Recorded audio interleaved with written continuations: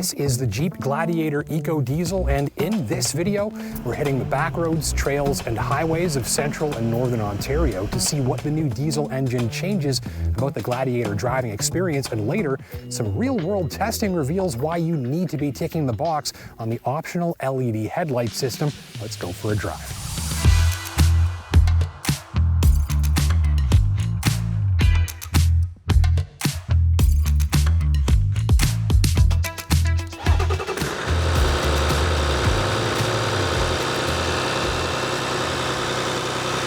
Well, just a glance at the sticker price tells us that this is a highly specialized machine with a highly specialized engine.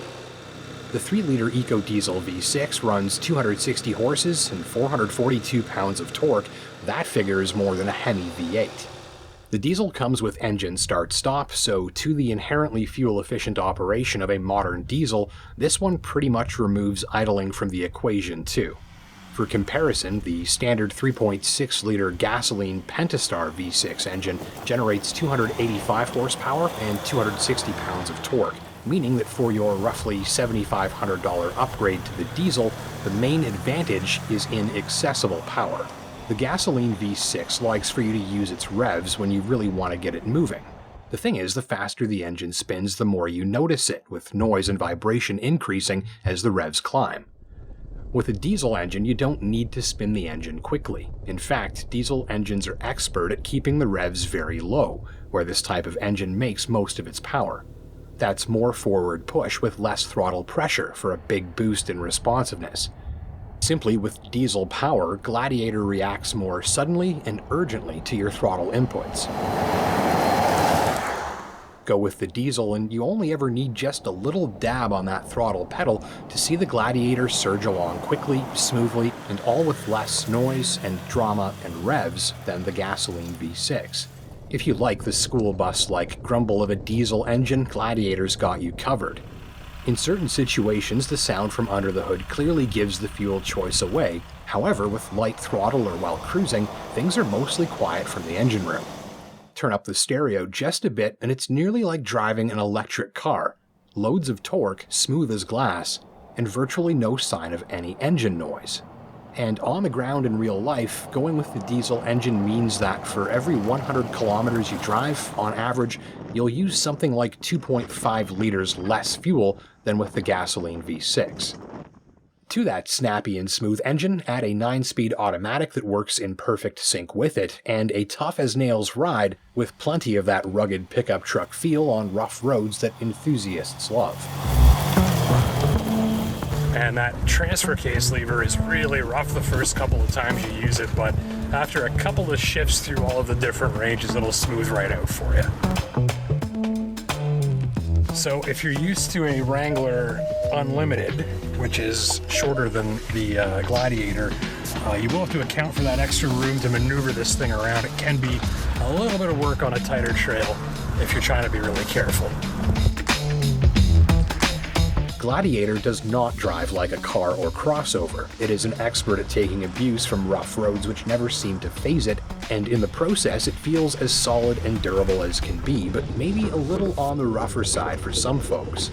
I think you'll either find the ride of this machine to feel very tough or a little too choppy, depending on how much of that pickup truck driving feel you like.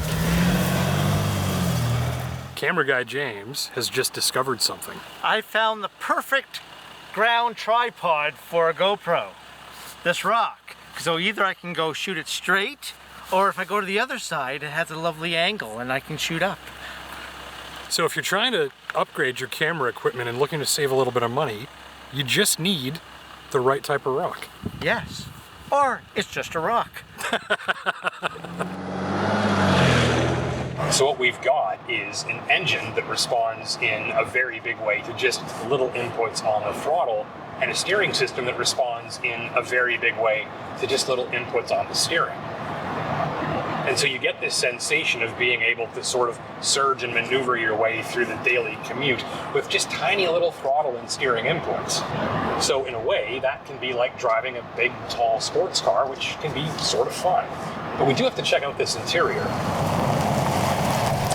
You're looking at simply the most upscale and modern interior in a smaller truck today. Fantastic central infotainment interface, great fit and finish, modern switchgear, modern controls, stitching for days, and the whole thing, taken from a wide angle, has such a character and charm to it. My tester included these upgraded performance LED headlights offered as part of an $1,100 LED lighting group package, which also gets you fog lamps and tail lamps and even parking lamps done with high-tech LED lighting. You can see them in action here a little during my evening photo shoot. And on the way home from that shoot, when the sun had pretty much gone down, these LED headlights paid for themselves. These photos were captured by my friend Joel, who still had his camera handy after we were out shooting. They show 2 of 3 moose that had started sprinting into the highway the moment I saw them early and hit the brakes. With the upgraded lighting, I had about an extra second or so to brake because I saw the movement on the side of the road early. I'm confident that without this lighting system upgrade installed, it could have been a very different story I'd be telling you right now. The point is, the technology works, and the headlights on this tester have already paid for themselves many times over.